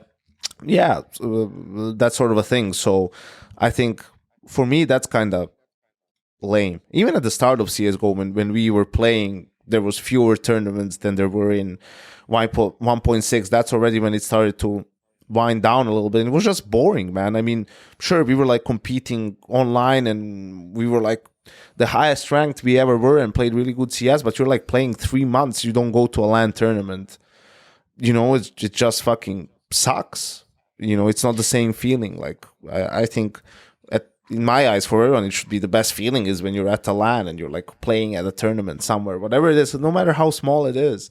So I think that's like the big difference compared to when I was playing. Is this our boomerism though, Yanko? Like, and Jason as well, obviously, because I think we all grew up with more thriving LAN scenes, at least locally, than what exists now. But that's talking about getting more players interested in the game that eventually, you know, they might not want to pursue a professional career, so it's not for everybody, right? Like I played with, like if I had a LAN event in Perth with 16 teams, how many people do you think ever got to go play like a national event? It definitely wasn't the majority, right? It was the select few, it was the top of the top, but everybody still went because they were part of that social thing. And then those people, like a bunch of them are probably Counter-Strike fans still to this day, right? They still probably tune in and like, oh, I know this game, you know, and they understand the basics of the game. So, but that's not going to be like a big part of our fan base. Or viewer base, I think is probably a better term for me to use than fan base, because these are people who understood the game on a bit more of a hardcore level than just say like a general viewer or a general player. But some of the on-ramps today, like getting people into matchmaking when we had the traditional ranks, I think, which you still have, you just don't go the premier mode, right? That's people just going and having that experience on their own and then queuing up with 4 other randoms and then probably having a shit time because everyone's swearing at each other the whole time. But Counter-Strike for me, I was always learning with another group. Like I was learning with it, and I went and hung out with a couple of them when I was in Perth. I went and hung out with like 4 of my old teammates of one of my very first teams, and it was great. Like had a bunch of beers with them and stuff. See everybody grown up, see where everybody's at in life. I had a really good time. And there's a whole bunch more down there that I idolize, right? Like guys who are in teams, but who I would love to go have a beer with today and talk about the olden days, because they were the guys who kind of were my biggest influences in Counter-Strike or where I was, but. With that, we're talking about a smaller group. I think that's how we grow player bases in areas. But how do we bring people back to that? Like, I don't know if we can. What's the incentive for people to do it? People are like, oh, I have to pay this much money and then go to this thing to play on a computer that's not as good as mine at home. And you're right. People aren't just making like local teams together anymore. They can play with whoever the fuck they want online. They can just play a Faceit pug at any point during the day. But getting to stand, and this is the vibe I would love for Pro League, and I don't think we'll ever get there because it's too guarded at the top level of professional Counter-Strike. But my favorite thing, like the way to watch the teams play was stand behind the team and watch them play. Yeah. And when you hear one guy coming too long, and then you turn to the guy who's holding long, and then you hear this, and your head's flicking between, and you're seeing how they move, and you're seeing how the keyboard's set up, and you're hearing the comms and all those things. That I would love if we could give the viewer even an inkling of that, because that's such a pure way. It's a hard way to watch Counter-Strike. Don't get me wrong, especially when tournaments had fade to black on and you didn't have a good spot and you couldn't see the last guy that was alive. But that was the bit that was quite infectious for me, getting to watch it like that. So I don't know. I mean, you were even talking about when we had to watch the scoreboard. You couldn't watch the actual game. You were just watching the kills, you know, and on IRC, stuff. Yeah. But I think what you said about are we just being boomers? I think the things are changing, but for me, I don't think it's a part of that. I think that LAN element should exist and because that's what's the most fun. You know, you can't replace that. Like the fact that you have your guys next to you and that you're playing, you can cheer each other up and you can get hyped and all that stuff. Sure, like we were all playing online and I was screaming in my room like when we would win a game, and you know that's all great. Of course, you still get excited, but it's not the same feeling. And I think it's important for even up and coming players or young players to have the ability to experience that, because for me that part is infectious. You know, and then that's what really. What you feed off of, in the same way that even the pros talk about, right? Like when we had COVID and obviously it was shit, everything moves to online. It's just not the same. You wouldn't, a lot of them would probably not pursue a career in, you know, esports in a way if that was like what it was, right? Like what you get off from is the big LAN event, like playing in the Lanxess arena, you know, in the Royal Arena, at the playoffs of a major, right? Like that's what you put the hours in, and that's where the payoff is. Yeah, but I think too, like if you're not experienced in going to LAN events, like probably going to like a local LAN event gives you that same feeling that the pros get when they go to a Katowice or oh, you could be nervous at a local LAN event for sure, man. Yeah, for sure. Of course. And then you shake, well, hopefully you're on good terms and you guys shake hands after, and that's where you're like learning sportsmanship, and then you're like talking to other people. Like it's the same vibe as that you can learn from that. It's the same vibe as playing a team sport in school, like playing soccer or football. Like it is that you're learning how to work together with other people, you're learning how to problem solve with other people, you're learning how to be a good teammate, a good opponent. There's a lot of fucking awesome lessons you can learn from that if you do it the right way. Also, I think like too, like even just for young players too, like if you're actually trying to rise the ranks, those events are like that's networking. Like when you go into an event like that and you destroy a team, even if you lose, but you play really well individually and you meet those guys and then you talk online, and that's how you can start rising up to that better team and the better team, and you can take your steps up and you can progress if that's your goal. And if you feel like it, but that networking is really invaluable. And that's a lot of, when you say, you know, Chad, when you list all those things of becoming a pro and you mentioned luck, one of those is networking and knowing people, knowing the same people that have the same goals of rising up and being in the right place at the right time, and knowing your opponents when they're looking to make a roster change and they want to bring you in, like without meeting you, like it's sometimes you just get overlooked. And also you're getting reps in on LAN, which I know is just a local LAN, but I'm serious, like you get nervous in those type of games when that's what you're doing in the beginning. I get nervous in those kinds of games still. Like when the worst thing you ever wanted to be called, and probably still to this day at the top level of Counter-Strike, is called an onliner. If you get called an onliner, oh my God. Like, that's the worst thing you could possibly be called. You can only do it when you got your dick in your hand in your fucking bedroom at home. I think I used an analogy once. It's like using the urinal or using the stall, right? Like, you know, if you can do it on LAN, you just go, you walk up to that urinal, you flop your dick out with all the other guys standing there taking a piss, and you just fucking get it done. But if you can only do it online, you got to go into the stall, close the door. I feel like I'm shaming people who have anxious bathroom experiences now, and I shouldn't be doing that. I apologize to anyone who feels offended by my analogy.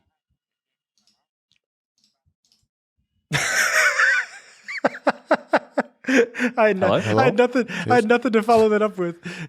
No, it's just good dead air, right? It sounded like Jason breathe, was baby. like lagging or something. I don't know. He's cackling. No, I was waiting like 2 minutes and the silence made it funnier. Yeah, no, it did. Yeah, no, fair enough. You can speak now. We'll edit that out.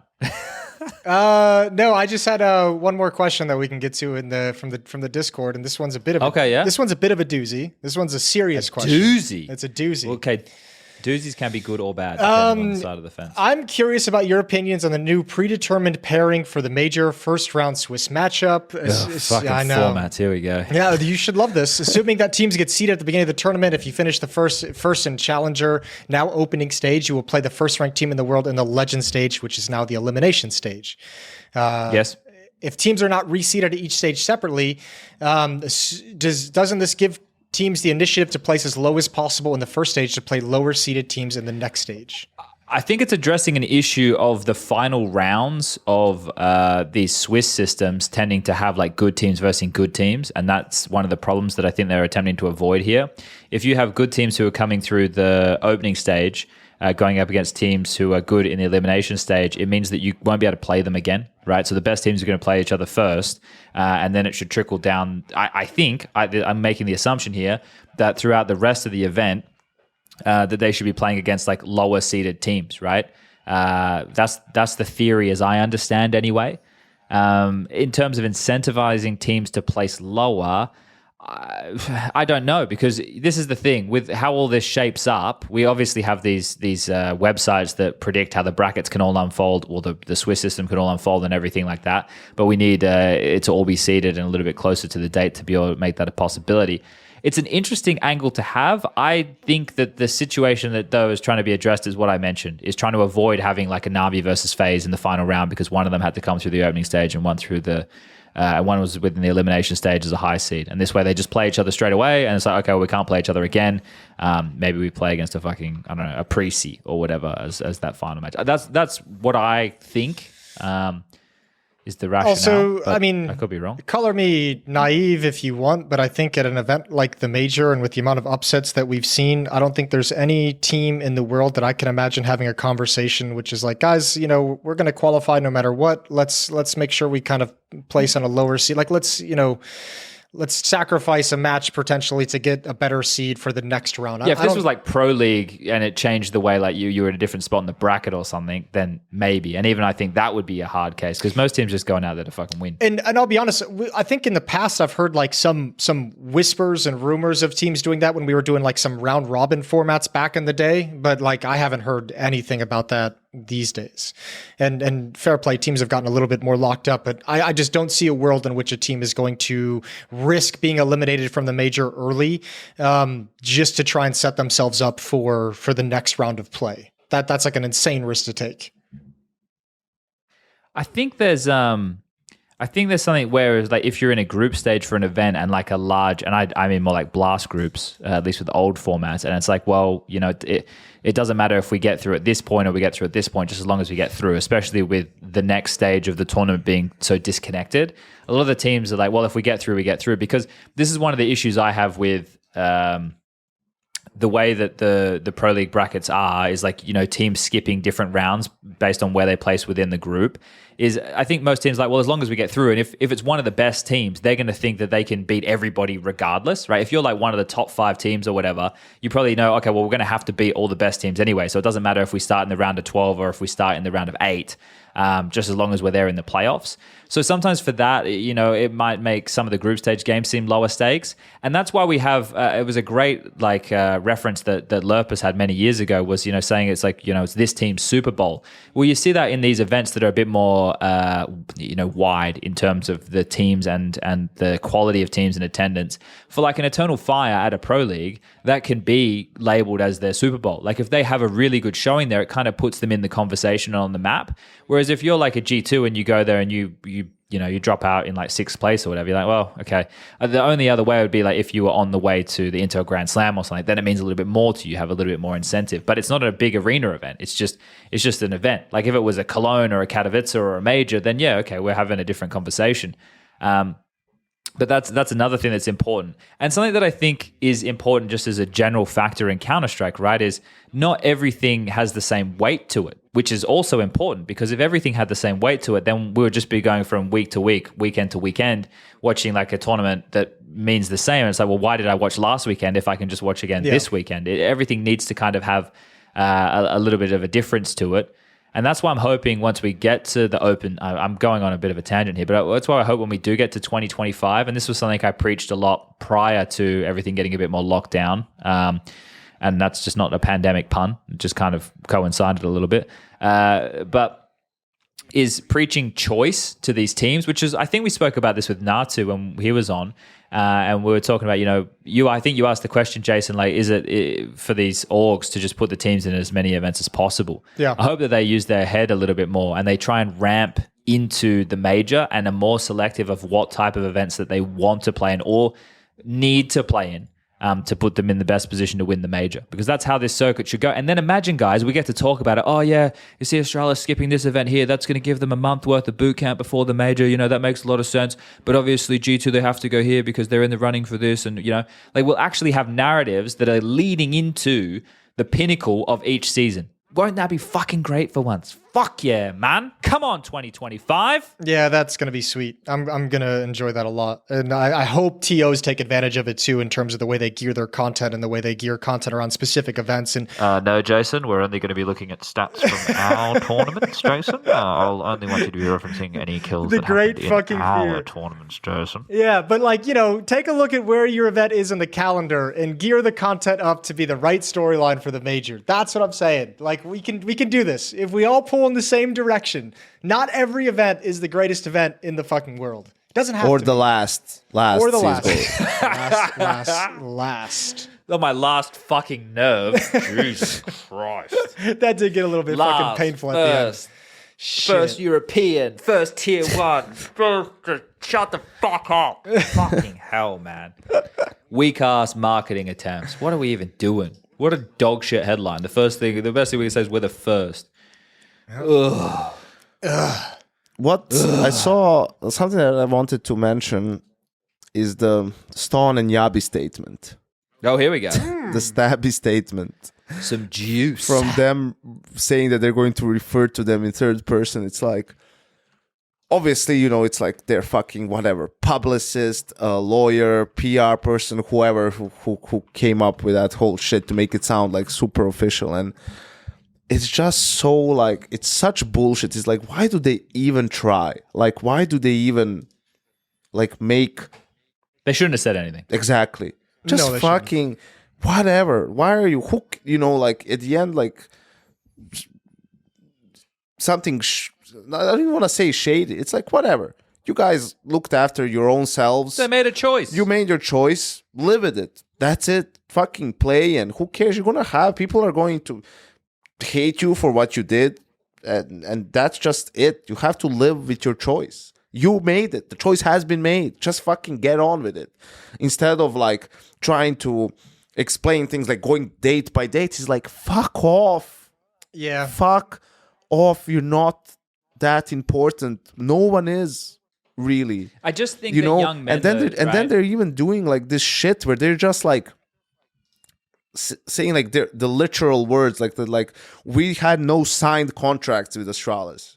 Yeah, bro, like the contracts were signed, whatever, like 3 weeks ago, but you wanted to join the team like 2 months ago, like the fact that you didn't sign with them doesn't mean that like you didn't have a verbal agreement, the famous verbal agreements, or that you didn't say like, yeah, we'll join your team if you can make the transfer happen, or that you even told Heroic is like, we would rather play somewhere else, like they're trying to make it so like, oh, we had no signed, like they communicated. I'm now going to read for the statement. Also stated from Heroic, they communicated having made future plans with Astralis, implying that we had signed contracts with Astralis. No, that doesn't imply anything. That just implies that it says literally what it says. It's like you made plans with them. Like, yeah, you didn't sign contracts because you're still contracted to Heroic, but they were going to facilitate that, obviously, if you don't want to play. It's just such moronic shit. It's like, what are you two idiots doing? Like, just fucking play the game.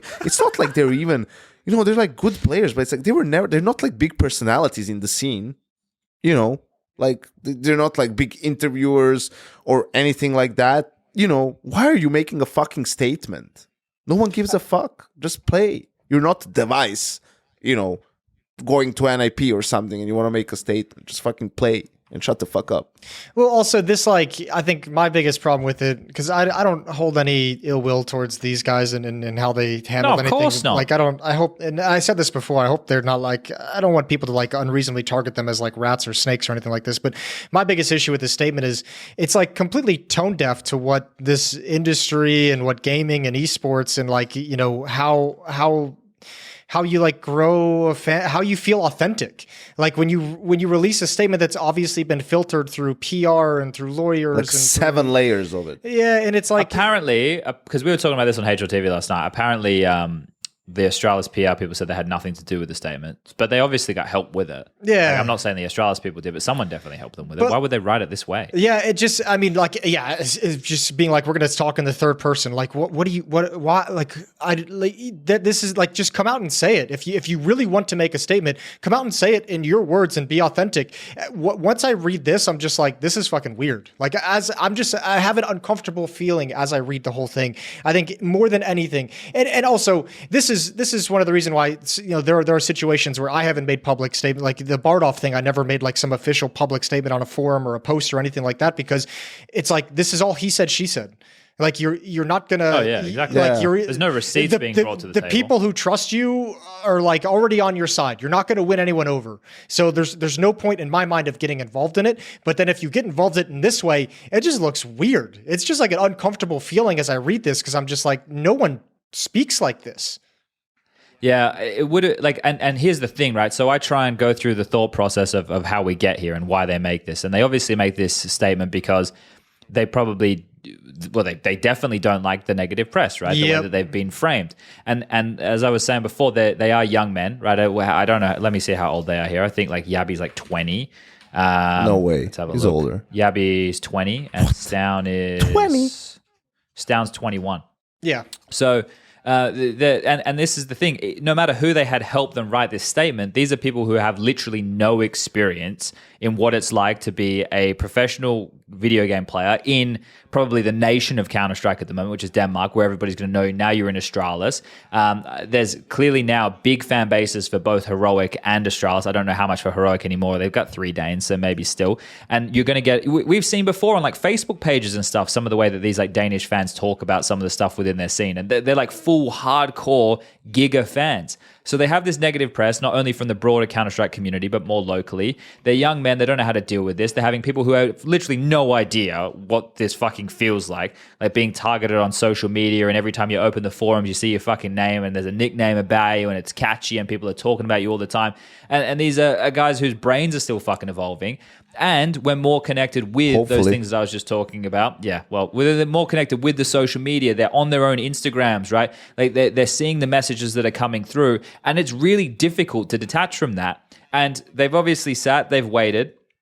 They've then gone, okay, well, we don't like being framed in this negative light, so let's put out our version of events to offer up, you know, because they probably feel like they've been unfairly labeled here.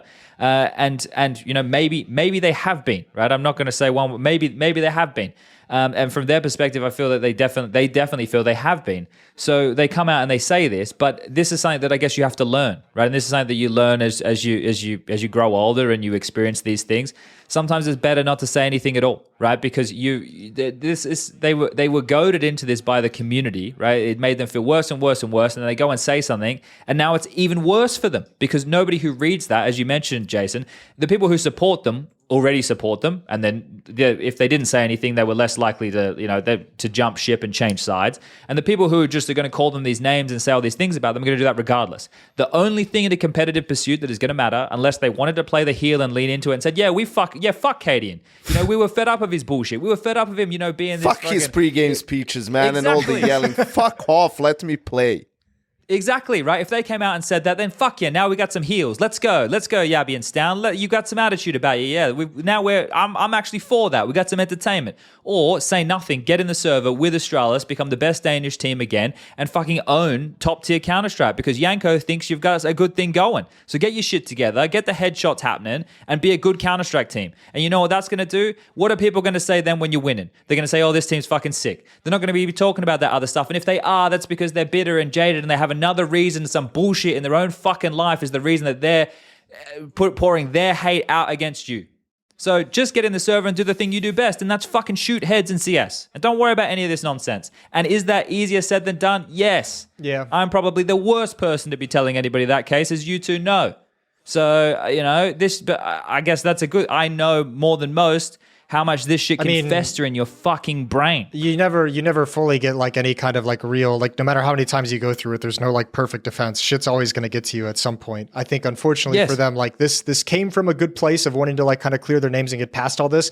But like someone should have advised them and told them, this is a bad idea. This is just going to end up being food for a community of online forum posters who want their drama for the day, who want to have something that they can, yeah, exactly. Like if they were in our WhatsApp group, that would have been Jason's advice immediately. I know, I would have said, shut the fuck up.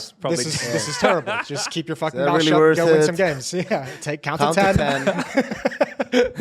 But it really has just become fuel for drama chasers on Reddit, you know, and that's unfortunate. Yeah. So they got some rough advice somewhere. Stavn and Jabbi, if you're listening to this, I know Stavn used to listen to the podcast, maybe not anymore. You know, reach out to us next time you need some PR advice. We got you. And also, Stavn, it's not your fault that you were slinging dick and, you know, Swisher copped a bit of side eye there, man. That these things are going to happen. You know, it's not. Keep slinging. That's not your responsibility. 20 years old. Not your. The dick is not fully under control just yet. You're doing all right.